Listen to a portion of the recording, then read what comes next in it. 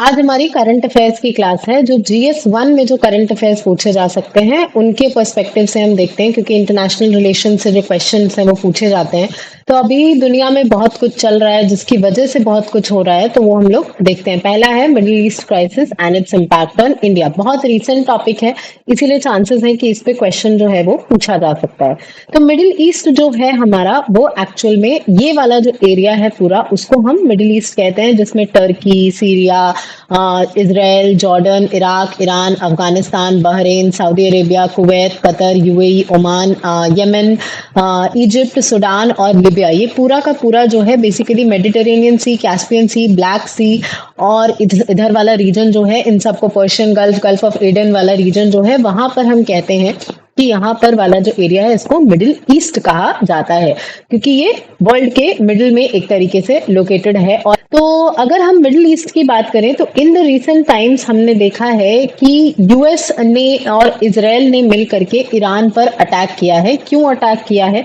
क्योंकि वहां पर जो एक उनके हिसाब से डेमोक्रेटिक अनरेस्ट चल रहा था, वहां पे लोकल प्रोटेस्ट चल रहे थे। इन सबका हम इन चीजों के बारे में हमको पता है कि वहां पर लोकल जो सिविलियन प्रोटेस्ट है वो चल रहा था, वहां के अथॉरिटेरियन रेजिम के खिलाफ, मॉरल पुलिसिंग के खिलाफ, विमेन राइट्स के लिए वहां पर जो ये प्रोटेस्ट हैं वो चल रहे थे। इसी मौके का फायदा उठा करके यहाँ पर इजराइल और यूएसए ने क्लेम किया कि ईरान जो है वो एक न्यूक्लियर पावर डेवलप कर रहा है, ईरान जो है वो न्यूक्लियर बॉम्ब बनाने की कोशिश कर रहा है। इस बात में कितनी सच्चाई है नहीं है वो हमें नहीं पता है, क्योंकि आईएईए जो इंटरनेशनल एटॉमिक एनर्जी एजेंसी है, उसने काफी पहले ही जांच पड़ताल करके उनकी रिपोर्ट्स में ये कह दिया था कि ईरान जो है वो न्यूक्लियर एनरिचमेंट नहीं कर रहा है। But still US chose to do it, जिसके कॉन्सिक्वेंसेज जो है वो पूरे वर्ल्ड को अभी फेस करने पड़ रहे हैं। आई एम श्योर आपके घर में भी इससे रिलेटेड बात हो ही रही होगी, चाहे हमें किसी चीज के बारे में पता हो या ना हो, बट लोकल लेवल पे फ्यूल के प्राइसेस जो बढ़ सकते हैं, या एलपीजी का प्राइस जो बढ़ गया है, एलपीजी का बुकिंग टाइम जो है उसको इंक्रीज कर दिया गया है, उसके अलावा शॉर्टेज जो है उसके बारे में सुनने को मिल रहा है। इंडक्शन का प्राइसेस जो है उसको 6,000 रुपए कर दिया गया है, मतलब फ्लिपकार्ट वगैरह पे। वेटिंग टाइम जो है वो एक एक महीने का वेटिंग टाइम हमको देखने को मिल रहा है इंडक्शन वगैरह की डिलीवरी में। तो ये डोमेस्टिक कंज्यूमर है जिसका कि कोई लेना देना नहीं है इस वॉर से। इनफैक्ट इंडिया का भी कोई लेना देना नहीं है इस वॉर से, अगर एज अ कंट्री भी देखा जाए तो। लेकिन फिर भी हमको इसका इम्पैक्ट जो है वो फेस करना पड़ रहा है। भले ही रिसेंट रिपोर्ट्स जो है वो ये कह रही हैं कि आईएईए ने भी और मतलब यूएन ने भी ये डिसाइड किया है कि जो इमरजेंसी रिजर्व्स स्टोर किए जाते हैं नेचुरल गैस और पेट्रोलियम वगैरह के, उनको रिलीज किया जाएगा। लेकिन फिर भी जितना क्राइसिस क्रिएट हुआ है उसका शायद 10% भी वो मीट नहीं कर सकते हैं। लगभग लगभग अगर देखा जाए तो 9 to 10 मिलियन मेट्रिक टन्स का जो ये क्राइसिस है वो क्रिएट हुआ है। और अगर हम इमरजेंसी रिजर्व्स को रिलीज भी करते हैं तो वो सिर्फ 1 से 2 मिलियन मेट्रिक टन्स जो है उसको पूरा कर पाएगा। इनफैक्ट ये भी कहा गया है कि इंडिया भी अब अपना सोर्सेज जो है वो शिफ्ट कर रहा है फ्रॉम ईरान या जो स्ट्रेट ऑफ हॉर्मुज के आसपास जो कंट्रीज है उसके अलावा हम दूसरी कंट्रीज से भी अभी ये ऑयल ले रहे हैं या नेचुरल गैस परचेज कर रहे हैं। ईरान ने इंडियन फ्लैग्ड शिप्स को अभी वहां से स्ट्रेट ऑफ हॉर्मुज से पास करने की इजाजत भी दे दी है। बट द पॉइंट इज कि अभी न्यूज में रिसेंटली ये भी आ रहा है कि ईरान की नेवी ने जो पूरा स्ट्रेट ऑफ हॉर्मुज वाला इलाका है जो यहाँ पर लोकेटेड है, इसको जो है ये ईरान का बॉर्डरिंग स्ट्रेट ऑफ हॉर्मुज है, इसको हम कहते हैं स्ट्रेट ऑफ हॉर्मुज। और लगभग लगभग पूरे वर्ल्ड के का जो ऑयल ट्रेड होता है उसका 25% जो है वो यहाँ से पास होता है। इनफैक्ट 25% से ज्यादा ही जो है वो यहाँ से पास होता है। और ईरान ने इसको ब्लॉक कर दिया है, सिर्फ चाइनीज वेसल्स के अलावा कोई और यहाँ से अलाउ नहीं हो रहे थे। अभी आज ईरान ने बोला है कि वो इंडियन फ्लैग्ड वेसल्स को भी यहाँ से पास करने के लिए अलाउड है, क्योंकि obviously India is not involve. India और ईरान के रिलेशंस जो हैं वो हिस्टोरिकली अच्छे रहे हैं, we have been civilizational friends. तो इसीलिए इंडिया और ईरान का यहाँ पर ये जो फ्रेंडशिप है उसका एक इम्पैक्ट हमको यहाँ देखने को मिला है।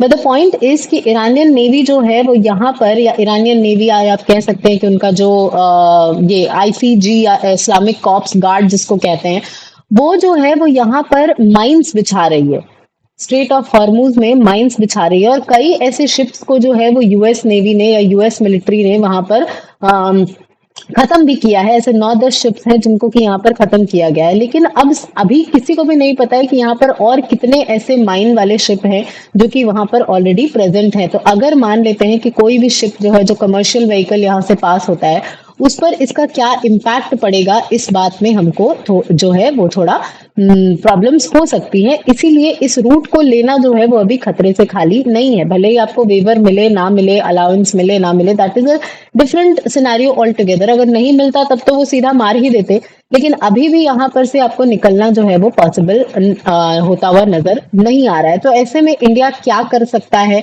ये सिचुएशन जो है इतनी इंटेंस क्यों हो गई, कैसे हो गई, पूरा टाइमलाइन जो है वो हम समझते हैं। तो मिडिल ईस्ट के क्राइसिस का इंट्रोडक्शन जो है वो हमने देख लिया कि करंट क्राइसिस जो है वो एक डायरेक्ट मिलिट्री कॉन्फ्लिक्ट जो है, जिसमें कि वहां के जो हेड थे, जो सुप्रीमो माने जाते हैं, इस्लामिक सुप्रीम लीडर जिनको माना जाता था, अयतुल्ला खमीनी, जिनको कि मार दिया गया, उनकी डेथ जो है वो हो गई। तो यूएस को लगा था कि it's like a cake walk, जैसे वेनेजुएला में वो घुसे, वेनेजुएला के प्रेसिडेंट को उठाया, उनको हैंडकफ करके वो उठा करके वहां ले गए, उसी तरीके से ईरान में भी होगा। लेकिन एक्सपर्ट्स का कहना है कि कभी भी एरियल अटैक से आप जो है वो रेजिम चेंज नहीं कर सकते हैं। अगर आपको रेजिम चेंज करना है तो आपको बाय लैंड ही अटैक करना पड़ेगा, जो कि वेनेजुएला के केस में होता हुआ नजर आया। लेकिन ईरान में सिचुएशन इतनी आसान नहीं है। डोनाल्ड ट्रंप खुद भी यही बात कह रहे हैं कि Iran is a big country, it might take 3 to 4 weeks. लेकिन अब 3 to 4 वीक्स जो है वो हमको नजर नहीं आ रहा है कि 3 to 4 वीक्स में ये जो प्रॉब्लम है वो सॉल्व हो जाएगी। इनफैक्ट अभी मार्च में ये चीजें जो है वो और एस्केलेट कर रही हैं। और अब जब ईरान जो है वो नेबरिंग कंट्रीज पे अटैक कर रहा है, जैसे जॉर्डन हो गया या सऊदी अरेबिया होगा, यूएई हो गया, इन सब के जो एरियाज हैं, क्योंकि वो उसको भी पता है कि वो डायरेक्टली यूएस पे अटैक नहीं कर सकता है, तो यूएस के जितने भी एलाइज हैं उन पे वो अटैक करने की कोशिश कर रहा है। एंड गॉड फॉरबिड्स, अगर यहाँ पर इस जो पूरी सिचुएशन है, जो कॉन्फ्लिक्ट है अभी, उसमें अगर चाइना या रशिया या north Korea for that matter वो इन्वॉल्व हो जाते हैं, तो सिचुएशन कितनी खराब हो सकती है इसका हम अंदाजा भी नहीं लगा सकते हैं।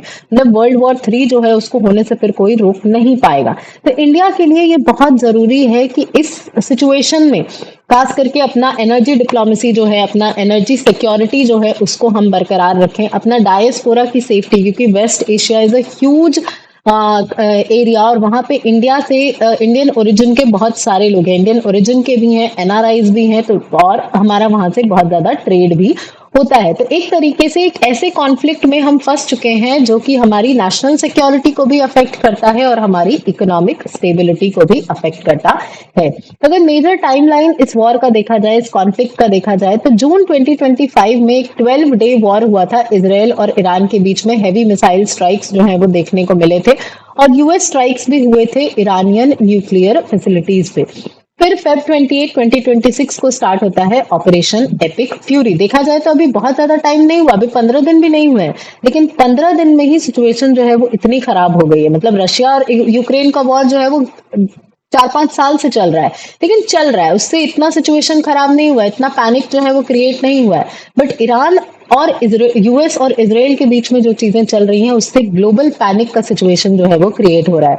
यूएस और Israel massive joint air strikes launch करते हैं। अयतुल्ला खमीनी जो है उनकी डेथ हो जाती है, जिसके बाद उनके बेटे को अली खमी, आई थिंक उनका नाम अली खमीनी है, उनको जो है वो ये लीडर बनाया जाता है। एंड देन रीजनल रिटेलिएशन भी देखने को मिलता है। Iran responded with thousands of drones और मिसाइल्स का अटैक जो है वो हमको देखने को मिलता है। यूएई पे, सऊदी अरेबिया पे, बहरीन पे, जॉर्डन पे, स्ट्रेट ऑफ हॉर्मुज को क्लोज कर दिया जाता है। और ईरान में भी डोमेस्टिक अनरेस्ट जो है वो कंटिन्यूड है, क्योंकि उनका जो प्रोटेस्ट था वो खमीनी के खिलाफ था।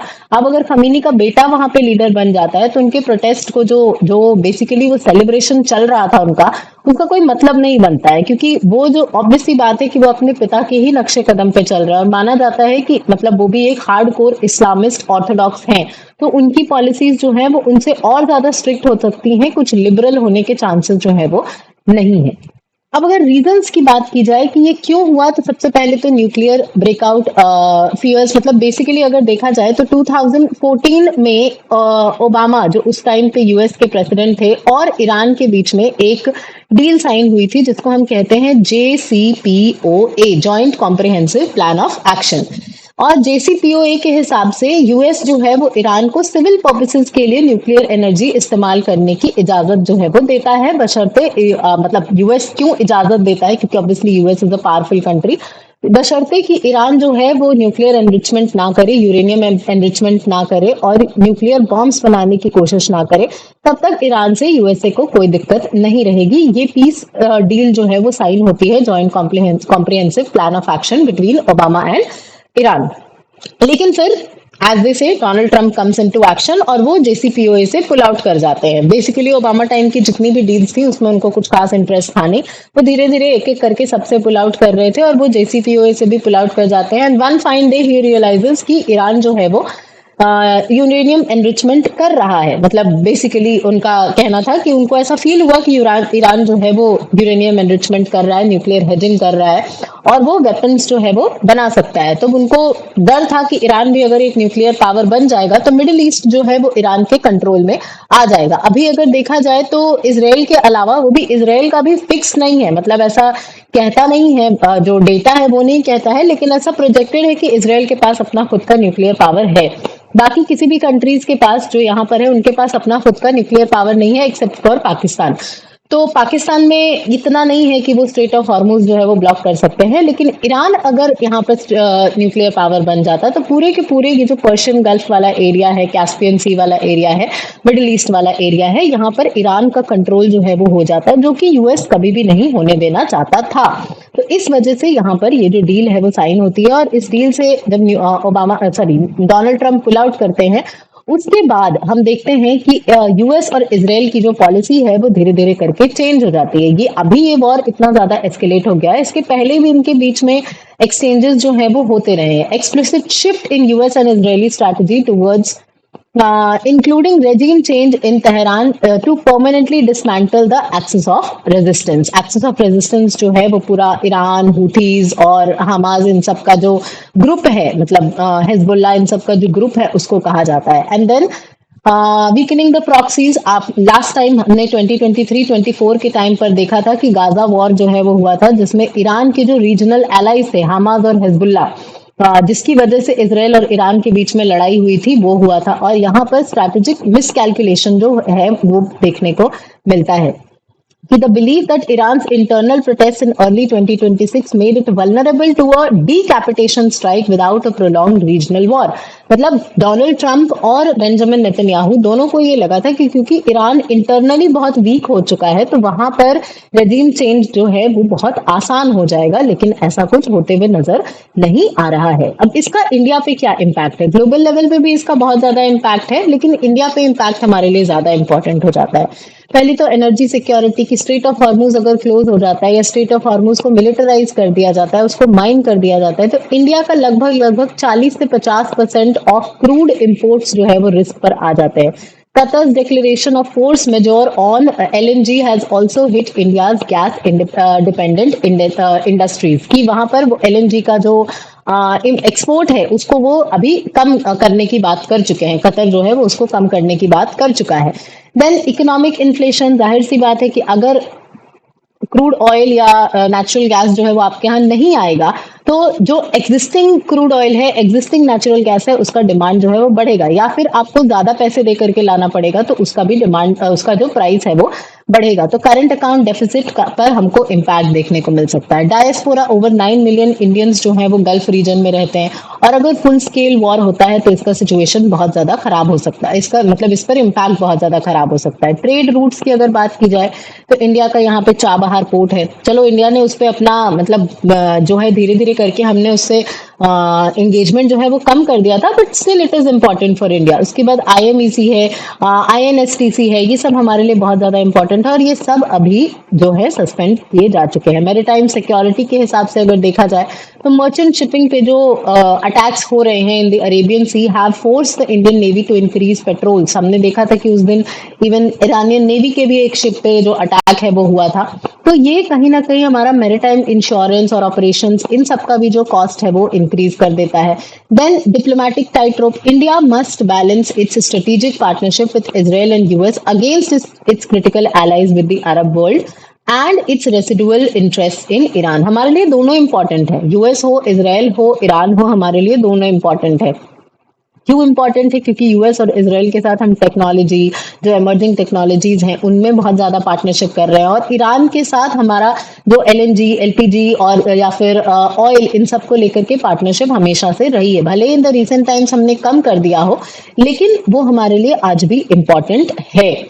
तो इसलिए अब इंडिया को क्या करना चाहिए, तो पहले तो हमको एनर्जी का डाइवर्सिफिकेशन करना होगा। ऑयल इंपोर्ट्स हम रशिया से कर रहे हैं, वो हमको करते रहना होगा। वेनेजुएला से भी, क्योंकि अभी यूएस के कंट्रोल में आ गए हैं वेनेजुएला के रिजर्व्स, तो वो यहाँ पर इंपॉर्टेंट हो जाते हैं। Then comes active link west diplomacy कि पीएम, मतलब अभी I don't know if you have watch that video or not, I am not sure if it is real or not, लेकिन ये आई थिंक यूएई के एक x foreign minister हैं जो कह रहे हैं कि पीएम मोदी का एक फोन कॉल जो है वो इस वॉर को मतलब बंद तो नहीं करा सकता है, लेकिन थोड़ा इसका जो इंटेंसिटी है इसको कम कर सकता है। क्यों? क्योंकि उनके बेंजामिन नेतन्याहू के साथ भी बहुत अच्छे रिलेशंस हैं और ईरान के साथ भी बहुत अच्छे रिलेशंस हैं। तो हमको नहीं पता कि ये वीडियो डीप फेक है या क्या है, but I have seen that video, तो इसलिए मतलब I am saying.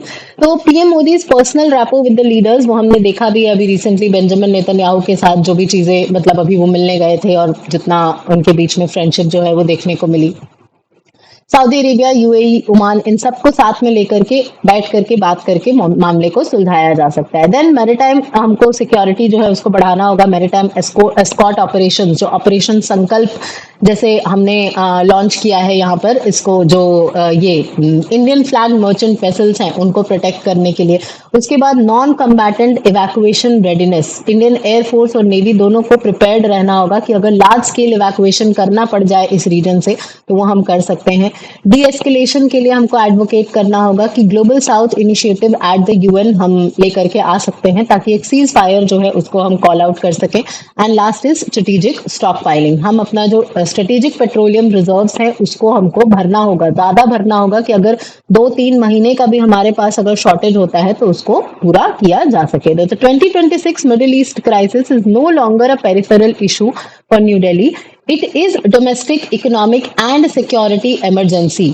While India has traditionally preferred a neutral stance, the sheer scale of the conflict and the closure of Strait of Hormuz may force India to take a more proactive leadership role in regional stabilization to protect its core national interests. समझ में आया?